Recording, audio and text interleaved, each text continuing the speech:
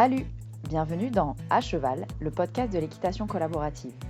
Je suis Morgane, je suis coach en équitation et j'accompagne mes élèves, peu importe leur discipline ou leur niveau équestre, vers plus de collaboration dans leurs échanges avec leur cheval. Si tu es cavalière et que tu es à la recherche de connaissances, de tips, de réflexions ou d'exos pour que ton équitation devienne plus collaborative, alors tu es au bon endroit. Dans ce podcast, je te partage seule ou avec mes invités tout pour t'inspirer et que tu puisses développer l'équitation dont tu rêves avec ton cheval. T'es prête ? Allez hop, à cheval ! Salut, j'espère que tu vas bien. Aujourd'hui, j'ai deux choses à te dire dans cet épisode. D'abord, on va développer le sujet du jour. Donc, je vais te donner 3 trucs pour adapter ton travail aux spécificités de ton cheval. Mais je voulais aussi te dire, avant de commencer, que je vais te faire une annonce, une grande annonce à la fin de cet épisode. C'est important pour moi de la poser, de la concrétiser. Et donc, je t'en parle. C'est un lien direct avec l'épisode du jour. Tu vas voir, en tout cas, le sujet. Et écoute, on se retrouve à la fin de l'épisode pour parler de cette grande annonce-là. Et on se penche maintenant sur le sujet du jour. Aujourd'hui, on va parler d'un sujet dont on parle pas assez, je crois. Et c'est vraiment pour ça que j'avais envie de l'aborder dans cet épisode de podcast-là. C'est vraiment d'adapter le travail aux spécificités de notre cheval. C'est moi ce qui m'a manqué il y a quelques années. On part souvent des exercices qu'on a envie de faire ou qu'on croit qu'on a besoin de faire pour organiser nos séances et pas spécialement des spécificités de notre cheval. Genre, pour être plus clair, quand on organise nos séances, quand on choisit nos séances, on se dit « je vais travailler les déplacements latéraux » ou « je vais travailler la variation d'amplitude » ou « je vais travailler, j'en sais rien quoi d'autre, la longe, je vais faire de la longe ». Mais on part souvent d'un exercice. Et c'est autour de cet exercice qu'on brode un truc. Genre, je vais travailler les déplacements latéraux, tiens, quel dispositif je peux mettre ? Ou je vais travailler les variations d'amplitude, quel dispositif je peux mettre ? Mais on part rarement, franchement, si on réfléchit bien, des besoins spécifiques de notre cheval. Genre, mon cheval a besoin de gagner en souplesse. Quels exercices de souplesse je vais pouvoir mettre en place et donc quel dispositif je vais pouvoir utiliser. Ça, c'est vraiment rarement le cas. Genre, mon cheval est dissymétrique. Tiens, un truc. Mon cheval est dissymétrique. Donc, j'ai pas le même cheval à main droite et à main gauche. Et, quels exercices spécifiques je peux faire pour ce cheval dissymétrique pour l'aider à se remettre droit, entre guillemets. En fait, l'idée, c'est vraiment que souvent, on part vraiment des exercices. Ou, tiens, je vais concours ce week-end, donc je vais sauter aujourd'hui. Mais on part rarement des besoins de notre cheval. Et c'est vraiment un truc qui me tient à cœur de rééquilibrer, si je peux le dire comme ça, si je peux me permettre de le dire comme ça, sans froisser personne. Parce que moi, plus ça va et plus j'ai envie de partir des besoins de mon cheval. Et en fait, je crois que ce besoin-là et cette envie-là, elle est arrivée en même temps que je me suis formée en biomécanique et en locomotion. Parce qu'en fait, je me suis mise à regarder mon cheval avec un regard différent. Avant, je sais pas vraiment si je regardais mon cheval, pour être très honnête. En tout cas, pas avec l'œil que j'ai aujourd'hui. Et je crois que je partais de mon objectif. Que je me disais, tiens, cette saison, je vais faire tel concours à tel niveau et donc il faut que je travaille ça. Mais comment va mon cheval en ce moment ? Qu'est-ce qu'il dit aujourd'hui ? Est-ce qu'il est plus raide d'un côté que de l'autre ? Est-ce que son bassin fonctionne différemment de d'habitude ? Est-ce que il aurait besoin spécifiquement de travailler la souplesse de telle partie de son corps, et cetera? Ça, je me posais pas franchement si je suis vraiment honnête, je me posais pas franchement la question. Il y a plusieurs années, hein, mais et en fait, plus ça allait, plus je croisais des professionnels de la thérapie manuelle, notamment des ostéos, des masseurs, et qui étaient, eux, plus adroits que moi en biomécanique et qui me disaient des choses genre ton cheval est high low, mon cheval est high low, donc ça veut dire que il est dissymétrique et que ça a une influence sur sa posture. Et du coup, il a une posture particulière. Il a une posture dissymétrique. Enfin, il se pose de manière dissymétrique. Et donc, évidemment que dans le travail, il est dissymétrique. Mais j'ai vraiment beaucoup de professionnels, du coup, qui me disaient ça au départ. Et puis, 1, 2, 3, 4, 5. Et puis, je me disais, putain, mais en fait, qu'est-ce que ça engendre dans mon travail? Est-ce que je peux faire quelque chose dans mon travail? Parce que les ostéos, la plupart me donnaient des exercices de rééducation. Mais en fait, la rééducation, on part du principe qu'on va le faire pendant une semaine, 15 jours, un mois, et on va pas se mentir, on le fait 3 jours. Et on trouve que notre cheval est aussi bien, au moins aussi bien que d'habitude, voire encore mieux parfois. Et du coup, bah, on arrête les exercices de rééducation et on revient à notre travail initial. Et bref, je m'étais pas posé vraiment la question de la façon dont je travaillais au quotidien. Et en fait, plus je me formais en biomécanique, en locomotion, plus je testais des trucs, et plus j'avais des retours inverses des professionnels qui encadraient mon cheval, genre ton cheval s'est amélioré. Oh tiens, j'ai pas autant de dissymétrie que la dernière fois. Oh tiens, il y a tel muscle qui était fort contracté la dernière fois qui est plutôt relâché ce coup-là. Et, et en fait, ça c'est parce que j'ai adapté bah, globalement le travail que je lui demande.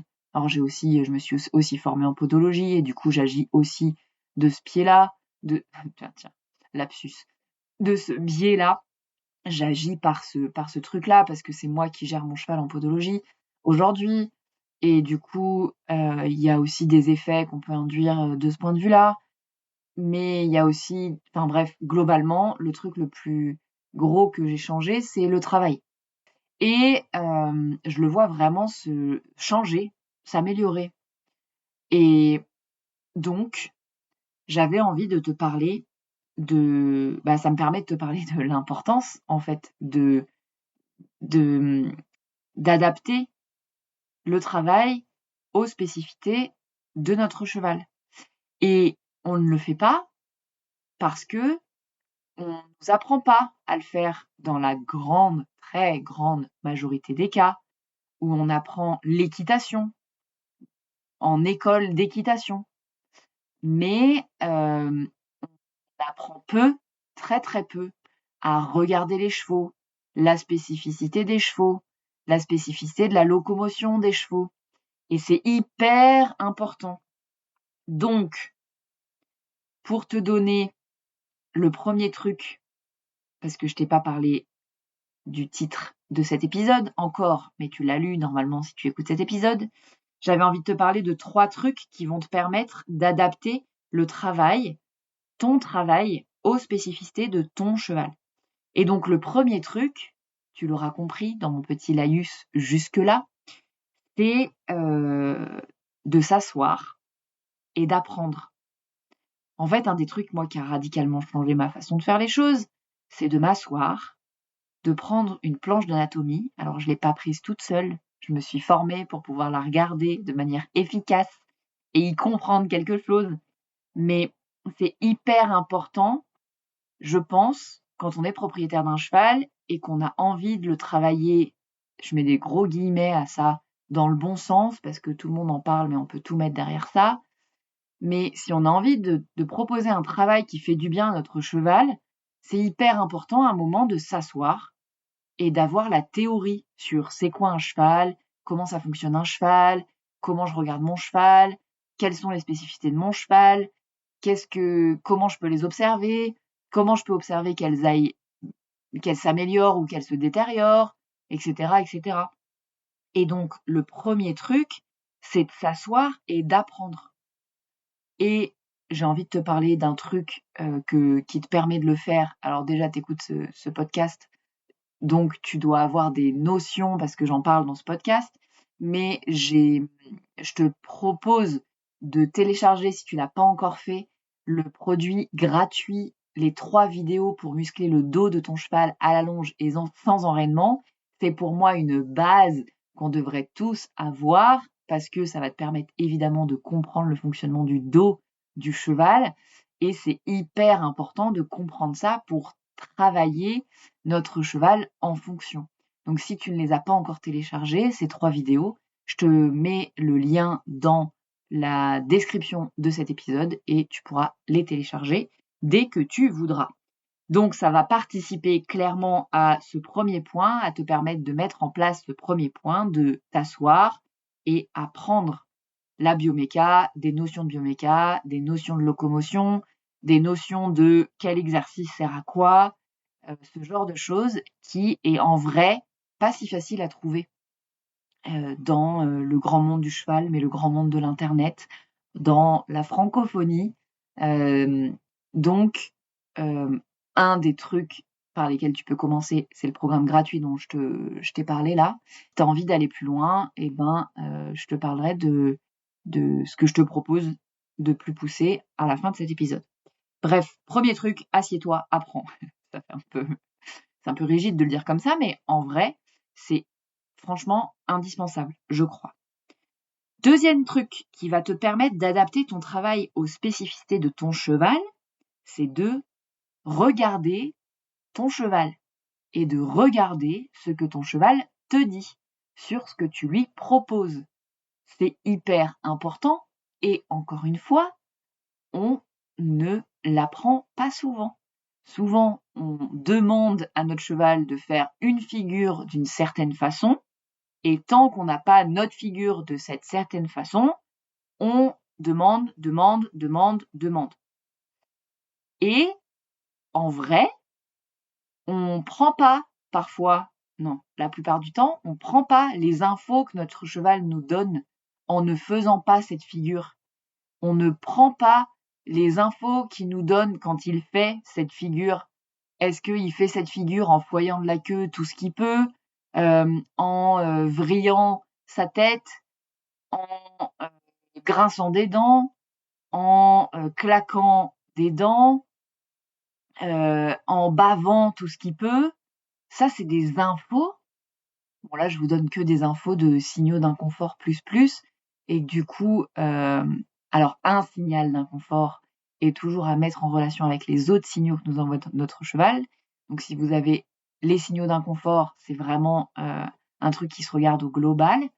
Globalement, c'est vraiment important de regarder les signaux d'inconfort en général et combien de temps ils durent et quand est-ce qu'ils arrivent. Ça va nous donner plein d'infos sur ce que le cheval dit de ce qu'on est en train de lui proposer, en vrai. Voilà, donc deuxième point, hyper important, après s'asseoir et apprendre, c'est regarder ce que notre cheval nous dit. C'est un des fondements de l'équitation collaborative que je partage, que j'aime partager et que j'ai envie d'enseigner. C'est vraiment, tu proposes un truc à ton cheval et tu vois ce qu'il te dit.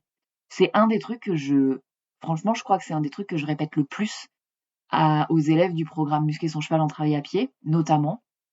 C'est quand ils me disent « Morgane, est-ce que tu crois que je devrais essayer cet exercice et tout ça ?»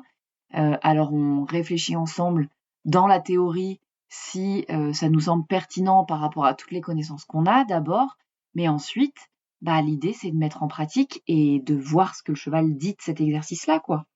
Donc, regardez ce que le cheval nous dit.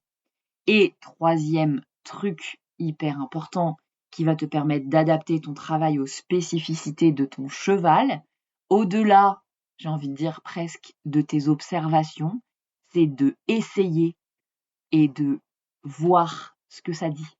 Le fameux test and learn. Tu testes des trucs, tu vois ce que ton cheval te dit, tu adaptes avec les connaissances que tu as et tu recommences. C'est hyper important de faire, à mon avis, ces 3 étapes pour adapter vraiment aux spécificités de ton cheval. Parce qu'il n'y a pas que les spécificités générales, entre guillemets. Moi, mon cheval, il est particulièrement dissymétrique. Et en plus, il y a des jours où il va mieux que d'autres, moins bien que d'autres. Et ces jours-là, il a des spécificités encore un peu différentes. Donc, la spécificité de ton cheval, c'est à la fois la spécificité générale, en gros, est-ce que ton cheval est plutôt souple, plutôt raide, est-ce qu'il est dissymétrique dans ce sens-là, plutôt droitier, plutôt gaucher, tout ça. Mais c'est aussi la spécificité d'aujourd'hui. Comment il se sent, est-ce qu'il a des contractures musculaires, est-ce qu'il a fait un faux pas dans son pré qui fait que il est un peu plus crispé dans ce sens-là, etc., etc. Donc, test and learn, teste et adapte par rapport à ce qu'il te dit ici, maintenant. C'est hyper important. Voilà. Et ça me semble hyper important de parler de ça dans cet épisode de podcast. Donc, pour adapter ton travail aux spécificités de ton cheval, je te propose 3 trucs dans cet épisode. Petit 1, assieds-toi et apprends. Petit 2, regarde ce que ton cheval te dit.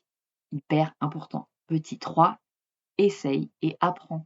Test and learn. C'est hyper important pour moi pour adapter au max aux spécificités de ton cheval. Voilà pour ce que j'avais envie de te dire dans cet épisode. Et ça fait un lien direct avec la grande annonce que j'avais envie de te faire en fin d'épisode là. Parce qu'en ce moment, je suis à fond dans justement ces sujets-là, notamment l'apprentissage, la transmission de mon point de vue d'enseignante, parce que je suis en train d'enrichir le programme Muscler son cheval en travail à pied pour qu'il devienne un programme avec un nom différent qui inclut le travail à cheval. Et c'était hyper important pour moi de t'en parler, déjà pour le poser, pour l'officialiser, entre guillemets, et pour dire aux élèves qui y sont déjà que au fur et à mesure des semaines qui passent, il va y avoir un enrichissement dans les vidéos de ce programme-là, qui vont te permettre d'aller encore plus loin que ce qu'il permet maintenant. Et pour les personnes qui n'ont pas encore rejoint ce programme et qui sont intéressées par la version 2, entre guillemets, l'évolution, avec la partie à cheval aussi, eh bien, c'est peut-être le moment pour toi de nous rejoindre parce qu'il y a déjà un gros contenu théorique qui va être hyper intéressant pour toi et qui va te permettre de mettre déjà en pratique plein de trucs. Et surtout parce que avec l'enrichissement va venir une augmentation de tarif de ce programme-là. Donc si jamais ça fait un moment que tu as envie de te plonger dans la bioméca, la locomotion, eh bien je t'annonce que c'est peut-être le moment maintenant pour profiter du tarif actuel avant l'augmentation qui va aller assez vite parce que d'ici quelques semaines, le tarif va augmenter parce que je pense enrichir de manière assez conséquente dans les semaines à venir. Donc, le programme Muscler son cheval en travail à pied, qui contient toutes les connaissances biomécaniques en locomotion, mais aussi quel exercice sert à quoi pour améliorer mon cheval dans son physique, pour aider mon cheval à se maintenir dans son physique ou pour le faire progresser dans son physique, avec les exercices de travail à pied associés. C'est ce que je propose aujourd'hui, qui va évoluer avec, en plus des exercices de travail à cheval. C'est donc sûrement, si tu le ziotes depuis un moment, ce programme-là, le moment pour toi de l'intégrer. Voilà la grande annonce que j'avais envie de vous faire. Je vous donne pas encore le nom parce que j'ai envie de faire une annonce en grande pompe sur le nom de cette évolution, de cette version du programme Muscler son cheval en travail à pied avec, je le répète, mais avec l'évolution du à cheval dedans aussi. Mais c'était important pour moi de partager, d'officialiser un peu cette évolution parce que moi ça me booste. le fait de le dire, de m'engager publiquement, ça me booste à le faire vraiment. Et en plus, de savoir qu'il y a des gens qui sont là parce qu'ils attendent l'évolution, franchement, ça me motive grave au quotidien à en faire beaucoup plus de manière claire, etc., comme j'ai l'habitude de le faire avec les retours de mes élèves présents. Voilà, petite annonce de fin d'épisode. J'espère que ça t'a plu, que cet épisode t'a plu. Si jamais tu as envie de retrouver du coup les 3 vidéos dont je te parlais pendant l'épisode pour apprendre à muscler ton cheval le dos de ton cheval à la longe et sans enraînement, tu as le lien en dessous de l'épisode, dans la description. Et si tu veux en savoir plus sur ce fameux programme Muscler son cheval en travail à pied, je te mets aussi le lien dans la description de l'épisode. Et puis, écoute, je te laisse là. Si jamais l'épisode t'a plu et que tu veux être mis au courant des prochains, je te laisse t'abonner sur la plateforme d'écoute que tu utilises. Tu peux aussi aller noter le podcast. Ça m'aide vachement à le faire connaître. Et je te laisse et je te dis à la semaine prochaine pour un nouvel épisode de À Cheval, le podcast de l'équitation collaborative. À plus!